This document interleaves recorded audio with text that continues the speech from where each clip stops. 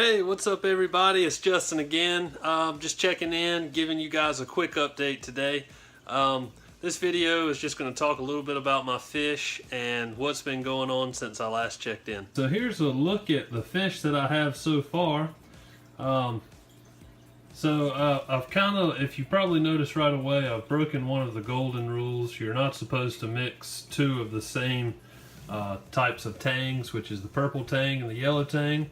And they do show some aggression towards one another, but for the most part, they do okay. In this 20-gallon quarantine tank, they're especially aggressive towards one another. But the purple tang is the most dominant one of the two and kind of has his pick of where he wants to hang out. The blue tang, or the regal tang, kind of does his own thing. He's kind of characteristic, kind of like Dory. He just kind of swims around, just keeps swimming, and really doesn't bother anybody. And if you saw that, the black clownfish just took a little peck at the orange one, and that happens every now and then. But otherwise, it just seems like a friendly quarrel. I haven't seen them like all-out fight like the two purple and yellow tang do occasionally, but I've had a few issues with algae in this tank, and I really haven't come up with a remedy for it yet, but it is just a quarantine tank. I'm treating it with copper. I've got cupramine in here because the purple tang actually showed signs of ick. It had white spots all over it, and that was probably 3 weeks ago or so, and definitely cleared up a lot since then. And I've just been treating this tank with cupramine, and ever since then the fish have been doing great. But there was one point in time that all of these fish were scratching, they were itching, they just looked miserable in there. But since then they've been really happy, and maybe if I get a chance I'll feed them really quick for you guys and show you how good they're eating. I typically feed them 3 different types of food, and I'll go through that really quickly. The foods that I feed my fish, Mises shrimp, and this is the Hikari BioPure brand.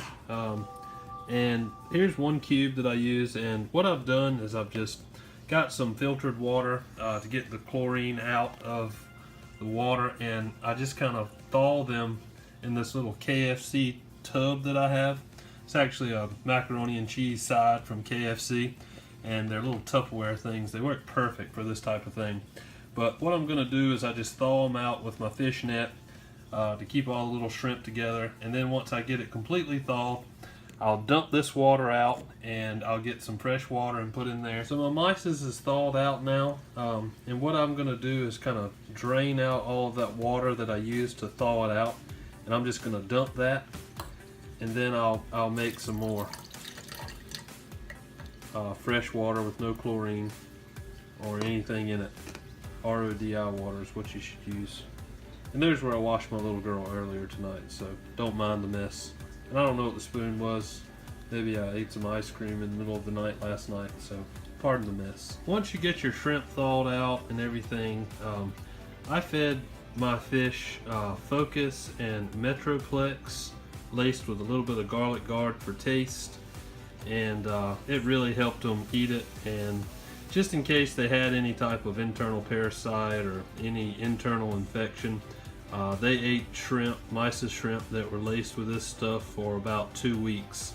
And the other 2 foods that I use are pellet foods, and this is New Life Spectrum Marine Fish Formula. I really like this stuff and have never had a problem with my fish eating it. My clownfish especially like this, but the pellets are too big for them. So I've got an old spoon that I like to crush the pellets up, and I just sprinkle it on top of the tank, and the clownfish really love it. And probably the most that I feed them just once a day is I'll rip a strip of this nori off. I bought it from Amazon. I got like 100 sheets of it. They're probably as big as this Ziploc bag for I think 14 bucks. So those are the primary foods that I feed my fish. Okay, I'm going to show you really quickly how I get my shrimp out. I've got one of these little sucker droppers. So I pull them up. This is the fresh water, and then I put them in my fish net This fish net is good for more than just catching your fish. And I like to drain the water off, even though I've already done it once.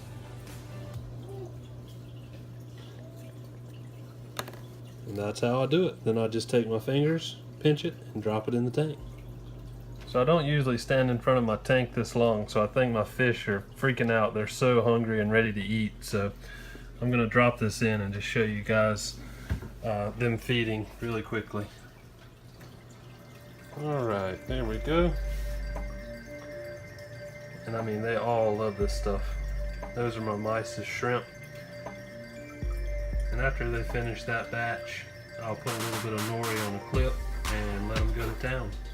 Alright, so here are my tangs. They're eating off the veggie clip right now. The clowns don't usually pay a whole lot of attention to it.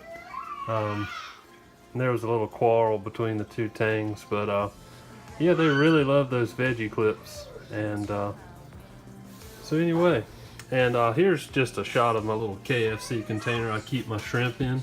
I usually just feed them half a cube at a time, and then when that runs out, I won't feed them another one until the end of the week. So I'll do 2 cubes a week, and I'll feed it to them half a cube at a time. It may be too much, but that's what I like to do. And that's my little girl. I need to go tend to her. So one thing that I didn't cover earlier was the cupramine and how I put it into the tank. Pretty much what I did was dosed half the strength. My philosophy for pretty much everything, whether it be growing plants or using medicine in a tank, my recommendation is always less is more.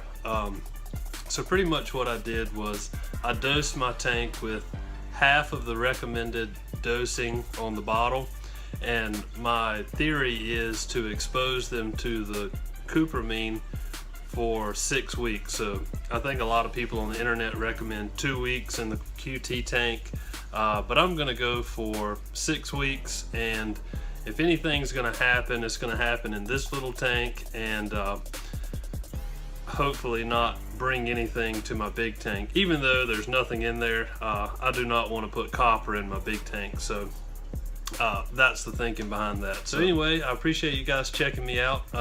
Hopefully I'm gonna have some new information for you guys. It'll be after Thanksgiving before these actually go into the big tank. November 26th is the day. So that'll be the 6-week mark. That's on a Sunday. So maybe I can shoot a video after they've been installed into their new home. So appreciate you guys watching. Like and subscribe, and if you have any questions, please feel free to leave them down in the comments, and I'll catch you later. See ya. Bye.